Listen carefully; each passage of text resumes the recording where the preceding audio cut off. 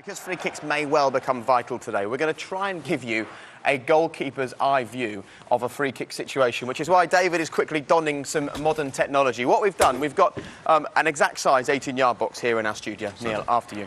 And Owen, as a free kick specialist who took free kicks for Bayern Munich and Manchester United, amongst others, is going to start taking some free kicks up against David. And what Jamo's done here is he's previously set out a wall exactly as he wants it. So while he puts on this camera that's going to show you what he can see when a free kick is being taken, you look very nice. Thank you. Why have you set this wall up?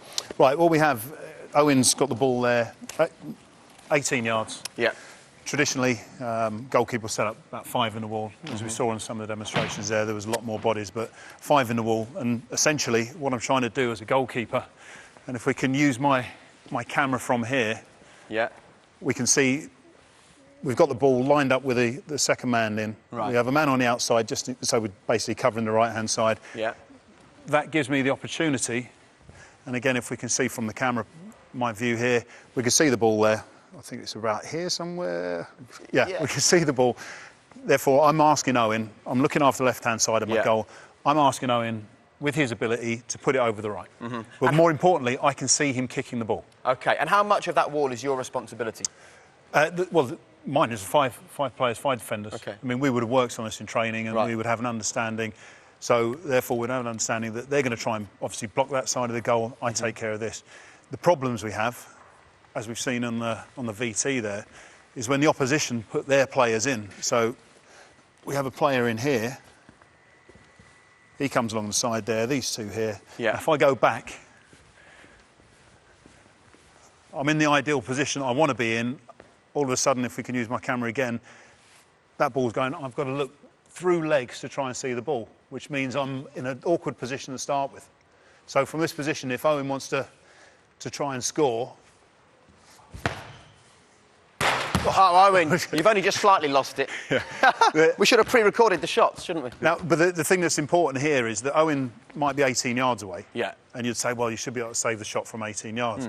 We saw an example with Crystal Palace a couple of weeks ago. But the ball's 10 yards away, around about 10 yards. So effectively, I'm trying to save a shot from 8 yards.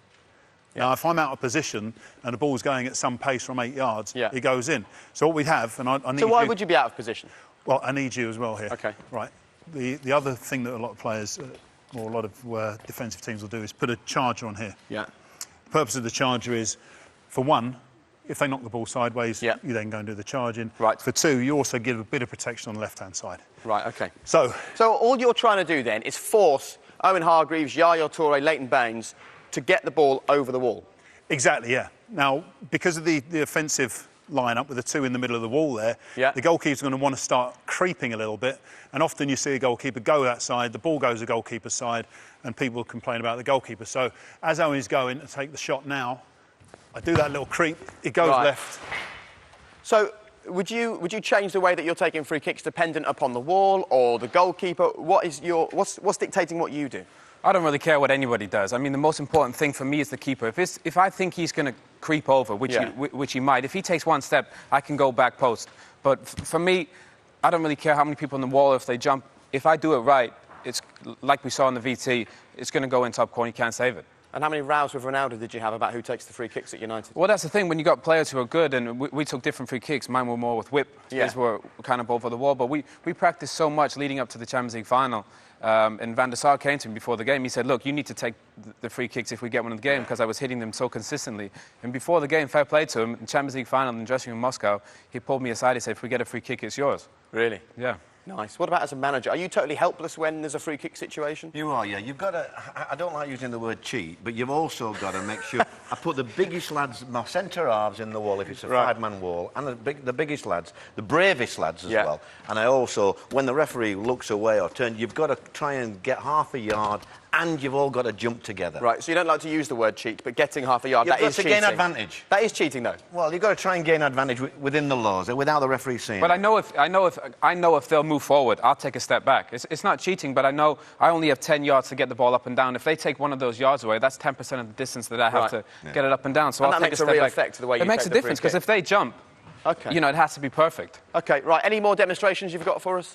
Well, through Capello, he came up with an ingenious idea to solve the problem of these obstructing players here. So what we'll do is move him here. And once again, I require your services. Brilliant. But you've got the five-man wall we set out with in the first place. Right. You essentially become a sixth man in the wall. Okay. As far as the opposition are concerned, it's a six-man wall. But what Capello said is, just before the kick's taken, step out, and that allows a passage of view. And why did Capello come up with this? Because he was a genius. So, well, apparently that's what he thought anyway. Come on. So, so if you can just step in. Okay. If you just step in there. So my job is to move just as he's about to kick the ball, okay? Yeah, so now what I'm doing effectively is lining myself up behind you. Yeah. So you can't see the ball there, can you? I can't, but if you take a slight step to the left, hey presto. Amazing. Okay. So that allows me then to see the kick. The obstruction won't be caused by the offensive players as it was before. Right. So you need to save this now, then. Kick, no excuses. as Owen goes to take the kick... Yeah, I'll move. Oh, I've got it covered. No need to save it, was there? No need to save it. OK. So we'll keep our eyes on the goalkeepers today. Yeah. But they, you know, Joe Hart, Tim Howard, they are responsible for what happens with these walls, their defenders, their attackers, yeah? Absolutely. OK, great. Thank you very much.